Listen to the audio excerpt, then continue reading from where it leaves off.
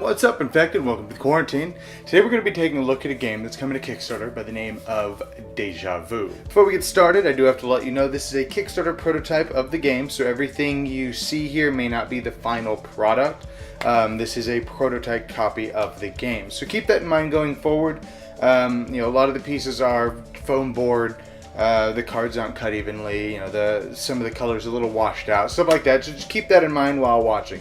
In Deja Vu, the players are cosmic spirits trying to help a nameless girl kind of reconstruct her past experiences and rebuild her memory.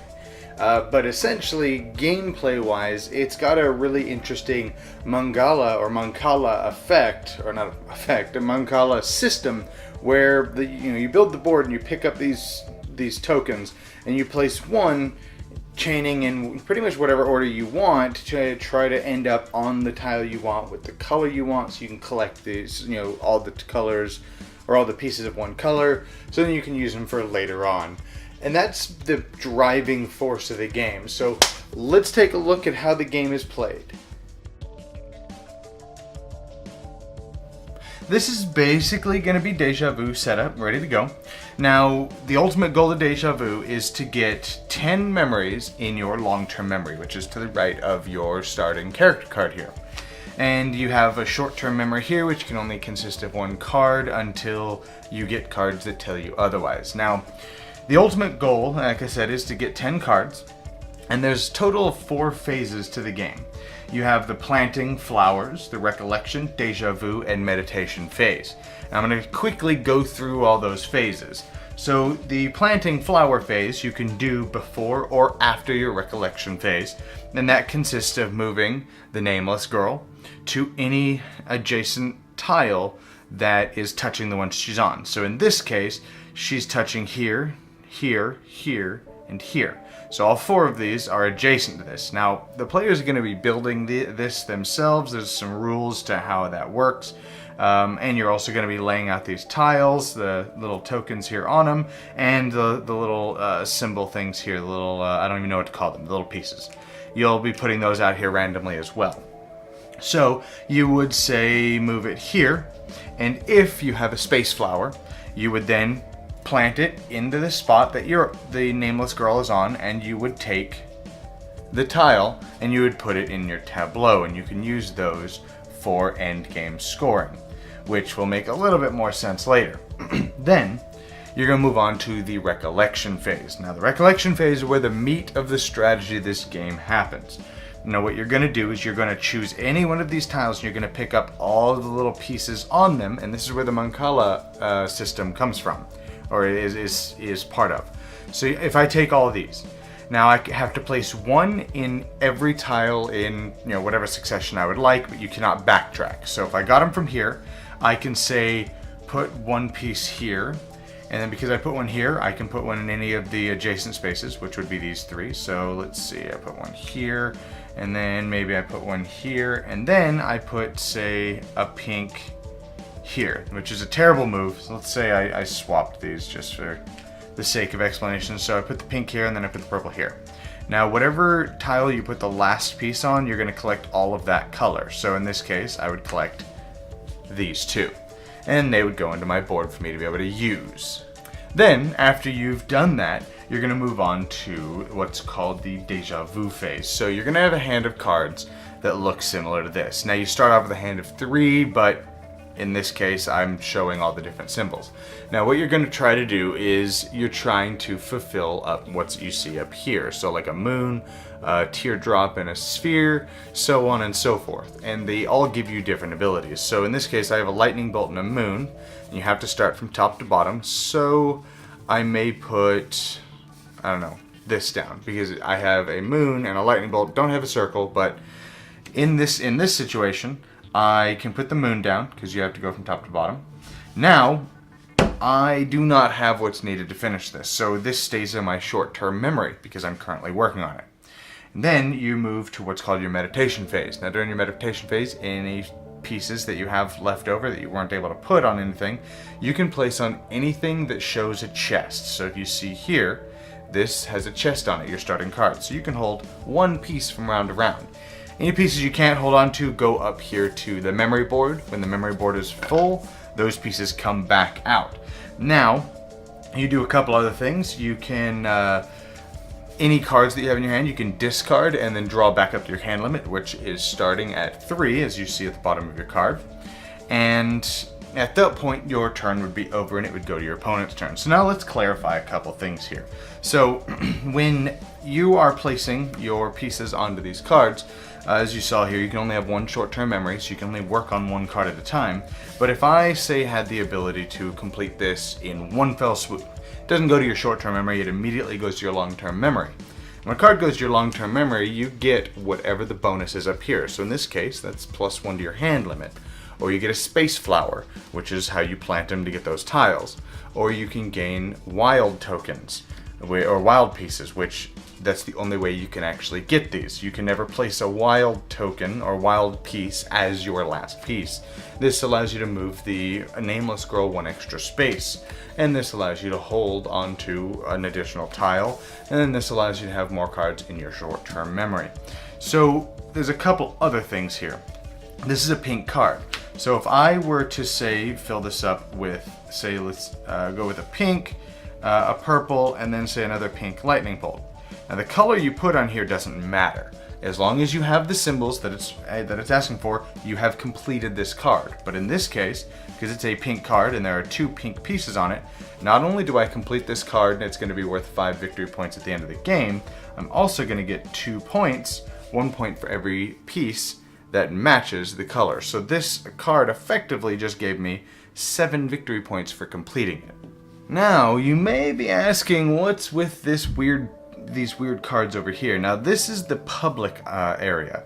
And what you can do is these can never be put into a short-term memory spot, but these allow you to get in-game scoring. So these top white cards generally correspond to these pieces that you can get throughout the game. So in this case, if you have 3 pieces, I don't know if that you can see that well because of the light, but if you have 3 pieces of all the same number, so if you have all of the 1s, this card is just going to give you 18 points. And that's pretty much how these work. So if you have, in this case here, you're going to get points equal to the number of the white cards that you have. For if you have any succession cards of this type, this one just gives you a free flower, as you see. And so these are how you affect endgame scoring along with these. You also gain these ones. Again, they cannot go into your short-term memory. But if I were to get this, it takes 3 teardrops, and for every green card I have in my long-term memory, I'm just gonna get extra points. So maybe I get this, which does add to your 10 memory card limit, but I get that, put it into my tableau, now I'm getting a bunch more points. Now, in a nutshell, that's basically how you play the game. You're going to keep doing that until your memory bank fills up. You're going to take those, randomly put them back out on the table, starting with tiles that don't have any, and then tiles that have 1, and then 2, and then 3, and so on, until you put all the pieces out.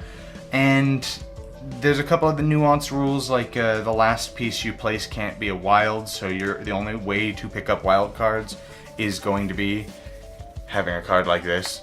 Other than that, that is the game. It's a fairly simple, fairly relaxed little Mancala game. At the end of the game, once somebody has 10 cards in their long-term memory, you're going to total up your victory points, and whoever has the most points wins. And that's basically how you play Deja Vu. Honestly, there's not a lot bad to say about the game. The game is fantastic. I love the Mancala. I keep wanting to call it a Mancala effect. I love the Mancala system. I remember back in elementary and middle school, people would bring that big Mancala board, you'd slap it out during lunch, and you'd play, I'm going to grab these, and and you're trying to get the most pieces. And that's boiled down what this is, but it adds a lot more strategy to it, because you have the different colors, the different symbols, they all matter, they're all relevant, and it winds up making you have to think, okay, I have 2 blues, a purple, and a white, so you can't place the white last. So where are you going to place it along this path? And you're thinking, okay, that has 6 pieces in it, because maybe people have gone over it so many times. Okay, let's count different ways I can do 6 pieces out to try to get where I need. And I need that purple to go here because there's 3 purples in that, and I'll get 4 purples. And so there's so much going on for such a simple little system, and I love that. Because again, all of that matters, the symbol and the color and where it's at. My wife and I played a game the other day where we had this weird T section, like a little T intersection, and it was really difficult to get in there because of how the rest of the board was set up.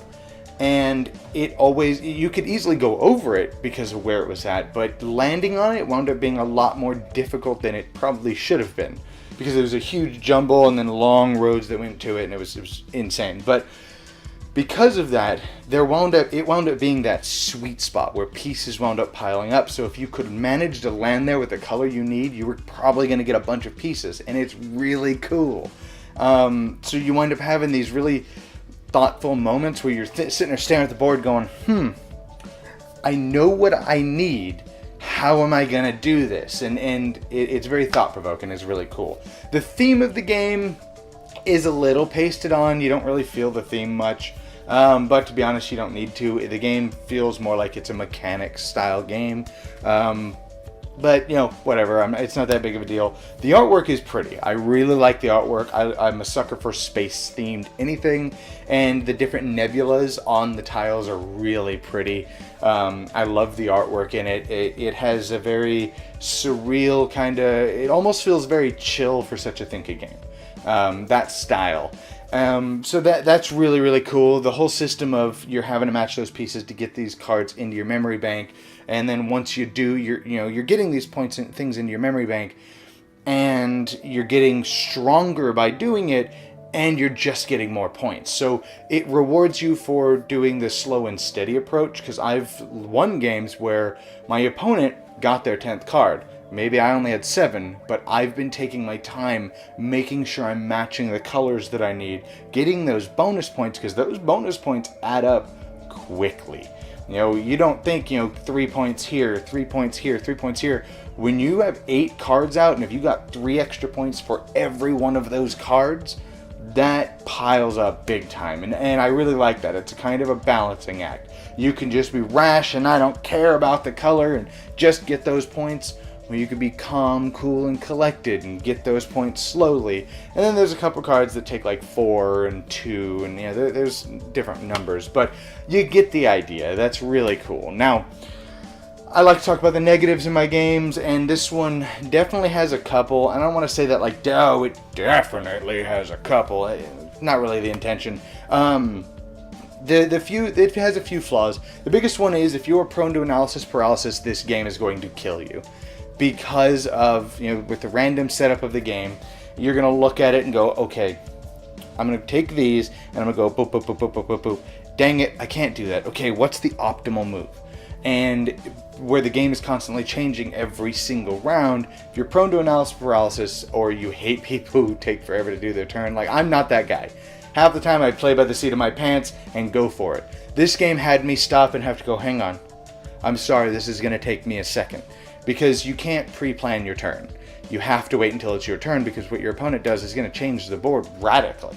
You don't think it will. One piece being dropped can definitely change your plan. So if you hate people who hate analysis paralysis games or games that are prone to that, this one may not be for you. The other thing is the tiles. Now, very well aware, I have foam core tiles. They're really slick and slippery. The tiles are going to be supposedly real thick wooden tiles, which is really pretty.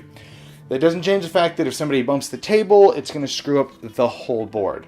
So that has me worried. That's more of a speculative flaw, because again, I don't know what the final product is.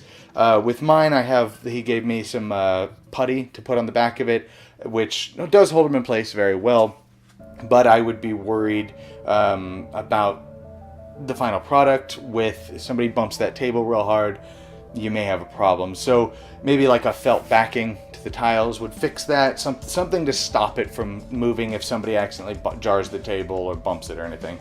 Plus, when you pick up those tiles, the tiles move, and it kind of moves the rest of the tiles around a little bit. So that may be a problem, but other than that, those are really the only issues that I have with the game. The game is phenomenal. It's chill. It's very... I'm trying to think of the word. It's kind of aggressive, but not in the way, a traditional way. Because, yes, it's aggressive because I see that you need these pieces. So what I'm going to do is I only need the purple one in there maybe. I'm picking up all of these and I'm going to spread them all around the board. So it's more, rather than aggression, it's more spite. And I like that because it's more like passive aggressive. Like, I'm going to take this, so sorry, and start dropping pieces. And I thought that was cool. Another minor flaw that I have with the game is the space flowers. They almost seem like sometimes like an afterthought to the game. It's a cool mechanic. I like it, where you can plant those flowers and get the other public cards, or get the tiles that go to the public cards. And it's just kind of another way to get points at the end of the game to kind of go to your strategy. But most of the time when we played, most people just kind of forgot about those because those public cards that use those are expensive as hell. They generally take 4, and it's usually like a 2 and 2, and like 2 teardrops, 2 lightning bolts. And granted, it's any color, but you could do that, and sometimes it's very beneficial. Or you can just go towards points. And a lot of the time, to us anyways, and your mileage may vary, but to us it almost felt like it was more beneficial to go towards those extra points. But anyways, this is turning more into a rant. Highly recommend the game. I'll have a link to the Kickstarter down in the description once it's available. Definitely consider checking out the project and consider backing the project because it definitely deserves it. It's a great game. The designer's a really cool guy. Anyways, I hope you guys enjoyed this, and I'll see you guys next time in the Quarantine.